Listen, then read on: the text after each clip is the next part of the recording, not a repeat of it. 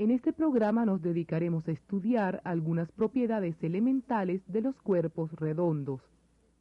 Al decir cuerpos redondos, queremos decir concretamente la esfera, el cilindro y el cono. Comenzaremos el estudio por los dos últimos, que son relativamente más sencillos. Obviamente la recta G genera una superficie cilíndrica.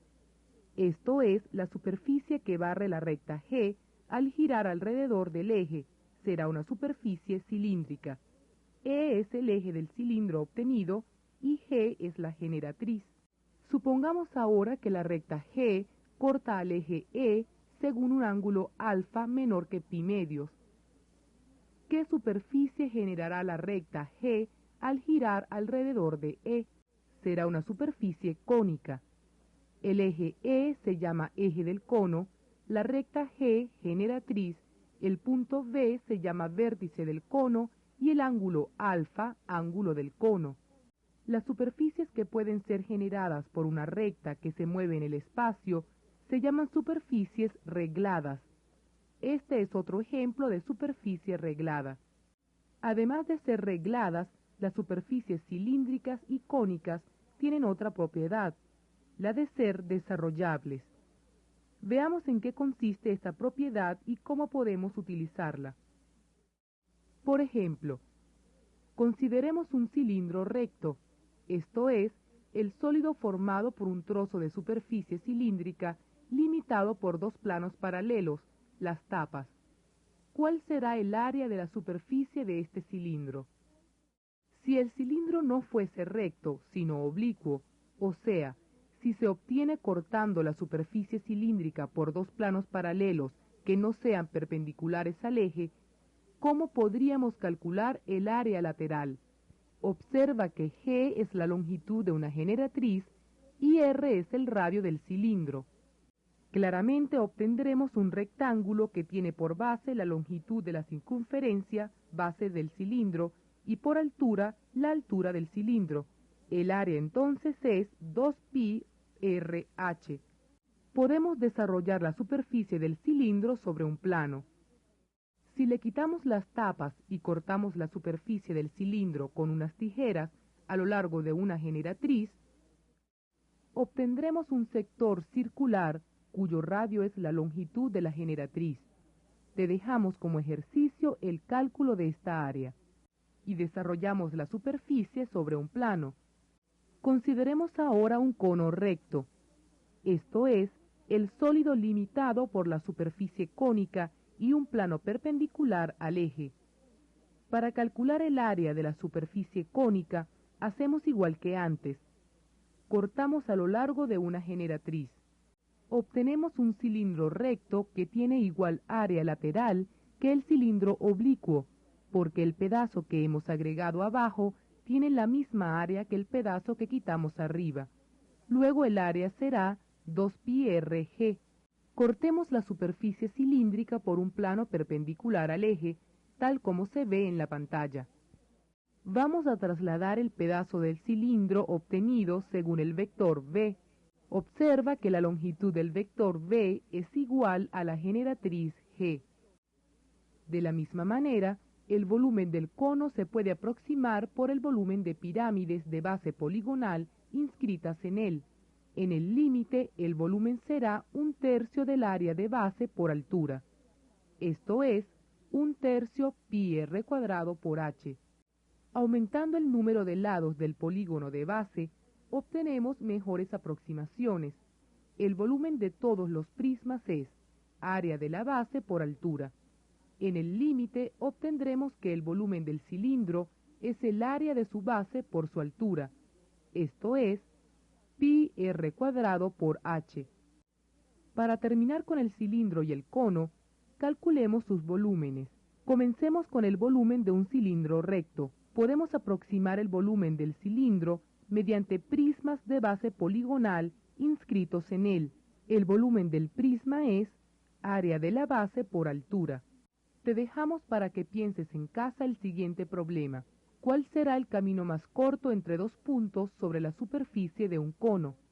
Esta curva es parte de una hélice. Es el tipo de curva que describe la estría de un tornillo. Estas hélices cilíndricas son el camino más corto entre dos puntos de la superficie cilíndrica. Al volver a enrollar el cilindro, ese camino será una curva sobre la superficie del cilindro, no una recta. Si desarrollamos el cilindro sobre un plano, veremos que el camino más corto es la recta que une a A con B. Otro tipo de problemas se pueden resolver fácilmente usando el hecho de ser el cilindro desarrollable. Una hormiga camina sobre la superficie de un cilindro. ¿Qué dirección debe seguir para ir del punto A al punto B por el camino más corto? Queremos resolver problemas en la esfera parecidos a los que resolvíamos en el cono y en el cilindro. Ya no se trata de una hormiga. Nosotros mismos caminamos sobre una esfera. ¿Cuál será el camino más corto entre los puntos A y B? Aquí vemos la esfera que pasa por los 4 puntos. Observa que lo que hemos probado es equivalente a decir que todo tetraedro es inscriptible en una esfera. Entonces el punto O está a la misma distancia de A, B, C y de D. O debe ser el centro de una esfera que pasa por A, B, C y D. Consideremos ahora el plano determinado por los puntos A, B y D. Tracemos la perpendicular a ese plano por el centro de la circunferencia. Esta recta corta a la perpendicular anterior en un punto O. Este hecho parece obvio. Sin embargo, su demostración está en detalle en la guía. Sabemos que hay una circunferencia única que pasa por A, B y C. Tracemos la perpendicular al plano de esa circunferencia por el centro de la circunferencia. Claramente, los puntos de esa perpendicular están a igual distancia de A, B y de C. Para determinar una esfera en el espacio, vamos a necesitar 4 puntos no coplanarios, que no estén en un mismo plano, ni tampoco alineados 3 de ellos. Vimos que 3 puntos no alineados definen una circunferencia en el plano. Esto significa que existe una única circunferencia que pasa por esos 3 puntos. La esfera tiene una definición más parecida a la de la circunferencia. Es el lugar geométrico de los puntos del espacio que equidistan de un punto fijo. Comencemos ahora el estudio de la esfera. La esfera no es reglada. No se obtiene moviendo una recta en el espacio.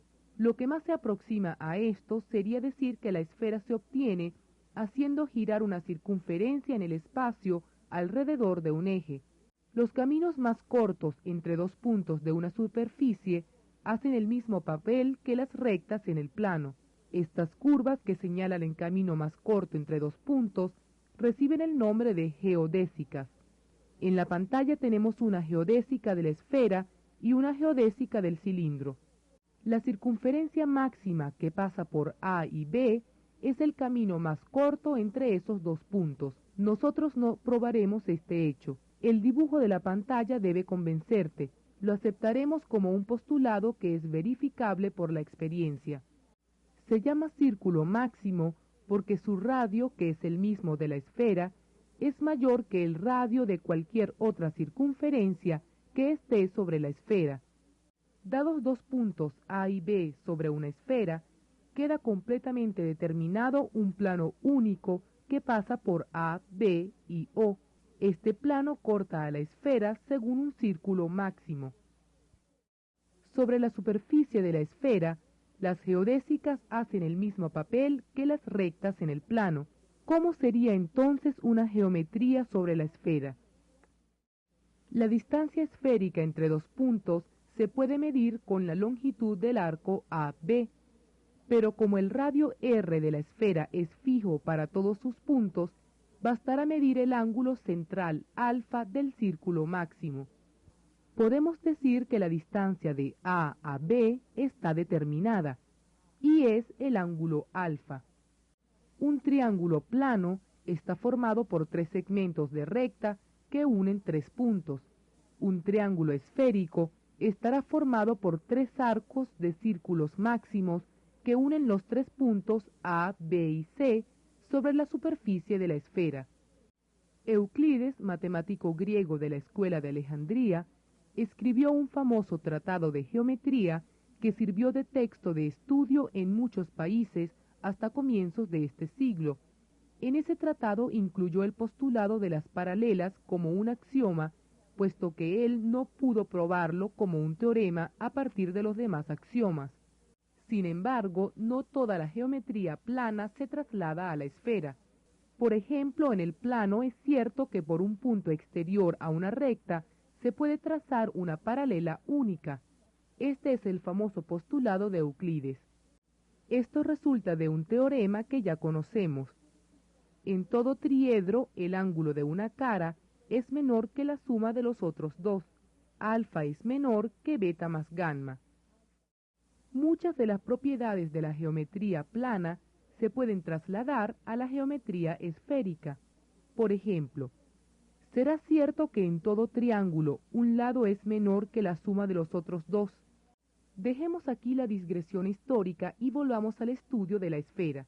Para terminar, vamos a indicar el procedimiento para calcular su volumen y el área de su superficie. Este modelo fue construido por el matemático ruso Nikolás Lobachevsky.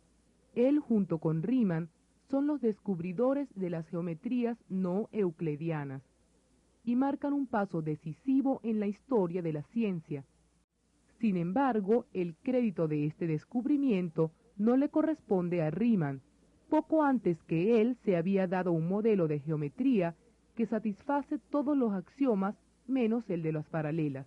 En este modelo, el plano es el interior de un círculo y las rectas son circunferencias ortogonales al borde. Entonces, por un punto P fuera de una recta se pueden trazar infinitas paralelas a la recta AB. Jorge Bernardo Riemann, matemático alemán del siglo pasado, demostró que la geometría esférica satisface todos los demás postulados de la geometría plana. Con esto demostró que el postulado de Euclides es independiente de los demás. No se puede demostrar a partir de los otros axiomas.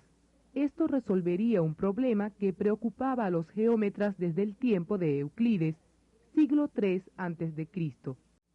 Sin embargo, en la geometría esférica no es cierto el postulado de Euclides. Por un punto exterior a una geodésica no se puede trazar ninguna paralela a ella. Cualquier circunferencia máxima que pase por P cortará en dos puntos a la circunferencia máxima que pasa por A y B.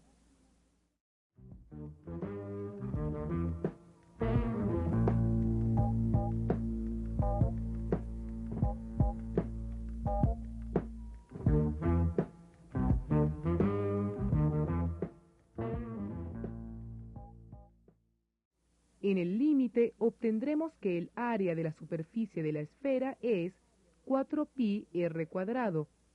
Esto es igual al área de 4 círculos máximos. El volumen es 4/3 pi r cubo. Tomando el polígono original con mayor número de lados, obtendremos una mejor aproximación. Las áreas y los volúmenes de todos los trozos se pueden calcular por los procedimientos descritos anteriormente, y el polígono generará conos y troncos de conos inscritos en la esfera. La suma de las áreas de todos ellos será una aproximación del área de la esfera. La suma de los volúmenes será una aproximación del volumen. Consideremos un polígono inscrito en un círculo máximo de la esfera. Al hacer girar este círculo alrededor del eje E, la circunferencia generará la esfera.